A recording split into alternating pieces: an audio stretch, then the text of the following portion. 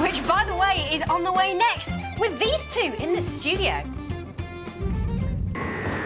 Doctor Who, Saturday at 7 on BBC One. If you're a big sci-fi fan, then you're going to love that on Saturday, but I think that's far too far away, Mahini. Well, you don't have to wait any longer because it's time for Blue Peter, and Billy and Christopher are in the studio. On today's Blue Peter, hide behind the sofa as we meet the new Doctor Who and some of the monsters he faces. How are you doing? Hi, Scary stuff. as well as all that, I'll be showing you how to make one of these very cute little Easter fellows. You won't need to hide behind your sofa with this one. Really? Hang on a minute, what is that noise? I don't know, but there's some very strange noises. What's going on? What's going on? Oh, we've got an arrival in the studio, everyone. Who could this be? Hey! It's Doctor Who, also known as Christopher Eccleston. Hi, It's great nice to see you. Welcome to Blue Peter, and of Thank course, you. welcome to the year 2005. Thanks. Glad I made it. Now, Chris, before we have a little chat, here's how the Doctor has been introducing himself to viewers.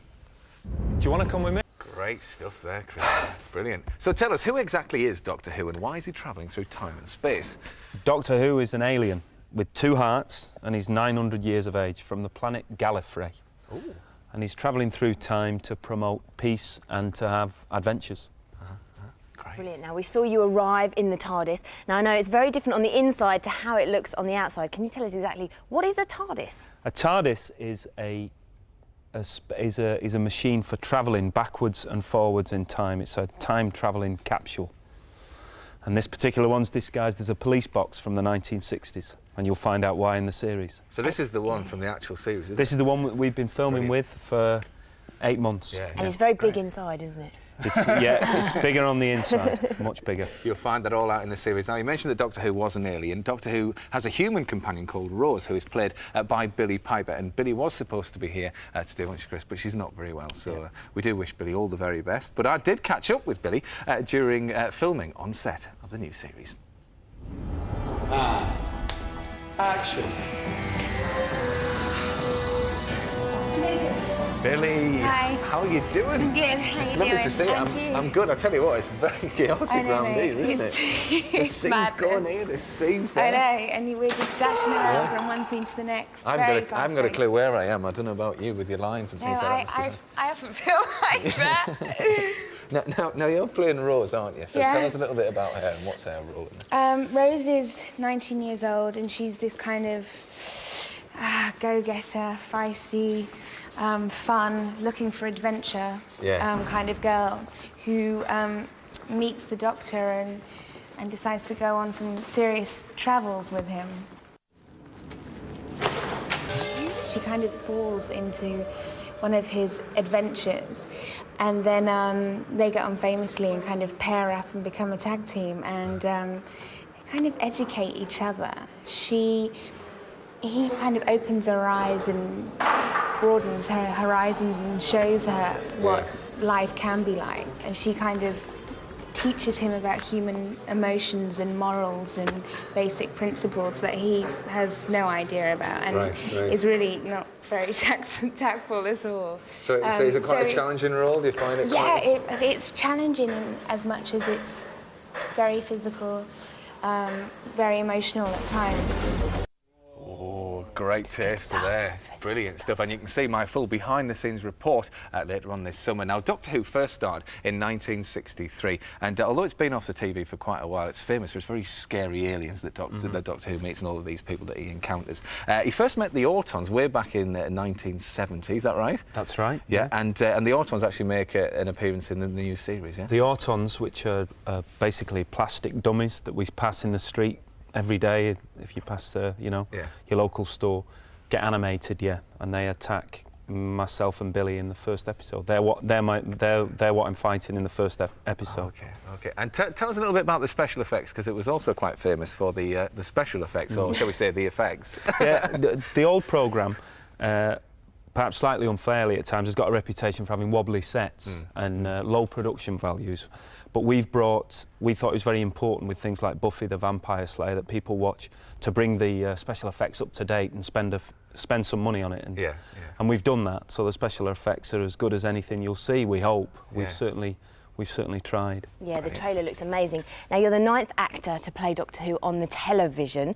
A lot of pressure comes with that, obviously. A bit like James Bond or even Blue Peter presenters, everybody has their favourite.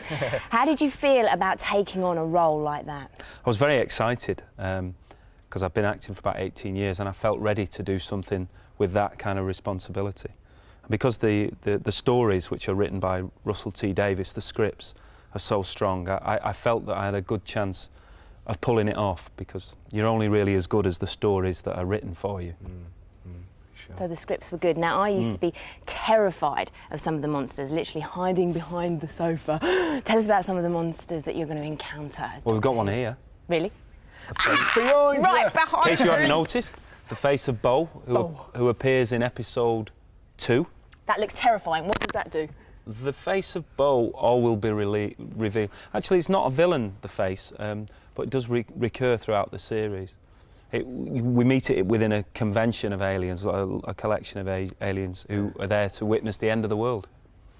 Great to have it here in the studio. Now, also here in the studio, we have your jacket. Where'd you get that from? Well, it was just behind there, actually. You don't mind if I put it on, do you? Anything else? No, I don't think so. Billy behind. No, she's not. She's definitely not home in bed. Okay. She's not well at all. There we are. There. What do you think? It's a little bit. It's a little bit too big for me. It fits you. It does. It feels great. Now, all of the Doctor Who's in the past have had sort of a costume side to them, what with the long scarves and the capes and what have you. So why the leather jacket on this one?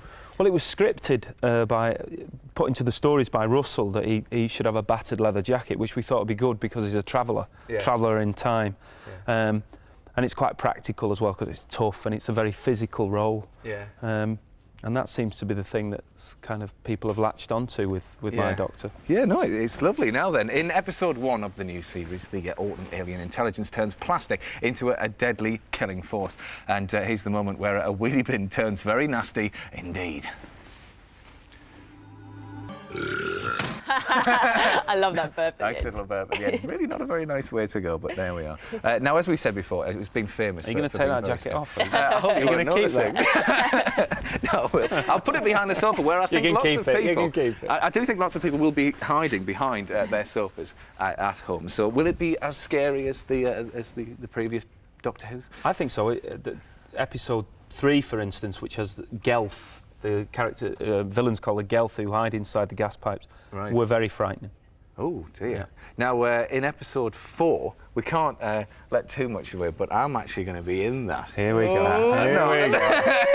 I am. I do make a brief Are you scary? appearance. Well, I would say, I'm not that scary. I'm not supposed to be scary, but I would make sure that there's lots of room behind the sofa for that moment. Now, Doctor Who and Blue Peter, of course, have quite an affinity, don't they? There's a lot in common. I think Peter Purvis, who was a presenter when I was young, was in Doctor Who, and also Russell T Davies, who wrote the stories, the scripts for the series, once wrote to Blue Peter and suggest that you organised a competition to create an alien for the new series back, I don't know, 25 years ago.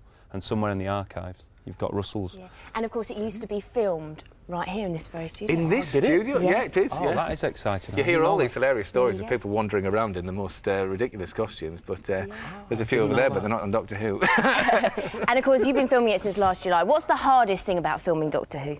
The hardest thing about filming Doctor Who is the fact that you don't have any life. We do 12 and 14-hour days filming on set, and then because I was playing a lead role, I'd have to go home at night and learn all my lines, so you couldn't really do anything else. It was a great honour and a great privilege, but it does completely take over your life. Yeah, sure. Now, my favourite monsters are the classic Daleks, who will be reappearing later in the series. But in the meantime, if you'd like to actually make your very own Dalek, which actually makes Earth rather than destroys it, then do keep watching. Absolutely. Thanks very much, Chris. It's been great talking to you. Look forward to it. Yeah, great. Super to meet you. Now then, to a sport that's making a very big splash.